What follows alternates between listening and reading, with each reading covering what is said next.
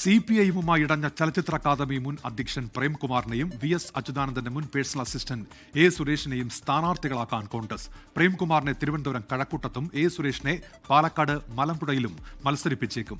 AICC general secretary KC വേണുഗോപാലുമായി ഇടത് സഹയാത്രികൻ നടൻ ജയൻ ചേർത്തല കൂടിക്കാഴ്ച നടത്തി. ചലച്ചിത്ര അക്കാദമി മുൻ ചെയർമാൻ പ്രേംകുമാർ, VS അച്യുതാനന്ദന്റെ മുൻ പേഴ്സണൽ അസിസ്റ്റന്റ് A. സുരേഷ്, ഇടത് സഹയാത്രികനും നടനുമായ ജയൻ ചേർത്തല.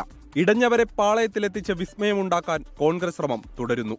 പ്രേംകുമാറിനെ കഴക്കൂട്ടത്ത് മത്സരിപ്പിക്കാനാണ് നീക്കം. പ്രേംകുമാറിനെ ഒപ്പം കൂട്ടിയാൽ നാടാർ സമുദായത്തിന് സ്വാധീനമുള്ള തിരുവനന്തപുരത്തെ 6 മണ്ഡലങ്ങളിൽ പ്രതിഫലിക്കുമെന്നാണ് കോൺഗ്രസിന്റെ വിലയിരുത്തൽ. പ്രേംകുമാറുമായി കോൺഗ്രസ് നേതാക്കൾ ചർച്ചകൾ തുടരുകയാണ്. തെരഞ്ഞെടുപ്പ് രാഷ്ട്രീയത്തിന് പറ്റുന്ന ഒരാളായിട്ട് ഞാൻ എന്നെ കുറിച്ചൊരു വിലയിരുത്തൽ എനിക്കില്ല. അങ്ങനെ ഒരു മനസ്സ് ഇപ്പോഴും എനിക്കില്ല. നാളെ എന്താണെന്നൊന്നും എനിക്കൊന്നും പറയാൻ പറ്റൂല. നമുക്ക് നോക്കാം. VS അച്യുതാനന്ദന്റെ മുൻ പേഴ്സണൽ അസിസ്റ്റന്റ് A. സുരേഷ് മലമ്പുഴയിൽ UDF പിന്തുണയോടെ സ്വതന്ത്ര സ്ഥാനാർത്ഥിയാകും. കോൺഗ്രസുമായുള്ള ചർച്ചകൾ A. സുരേഷ് സ്ഥിരീകരിക്കുന്നു.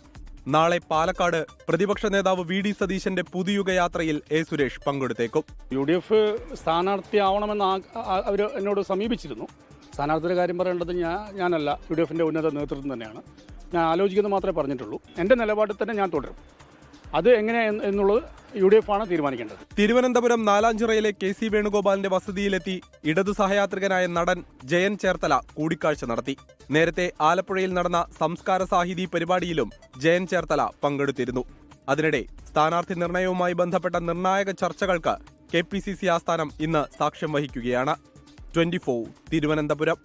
ലോകത്തെവിടെയായാലും ഏത് സമയത്തും 24 വാർത്തകളും ഓഗ്മെന്റഡ് റിയാലിറ്റി പാക്കേജുകളും എക്സ്പ്ലെയിനറുകളും വിശദമായി കാണാൻ ഞങ്ങളുടെ YouTube ചാനൽ നിങ്ങൾക്ക് സബ്സ്ക്രൈബ് ചെയ്യാം.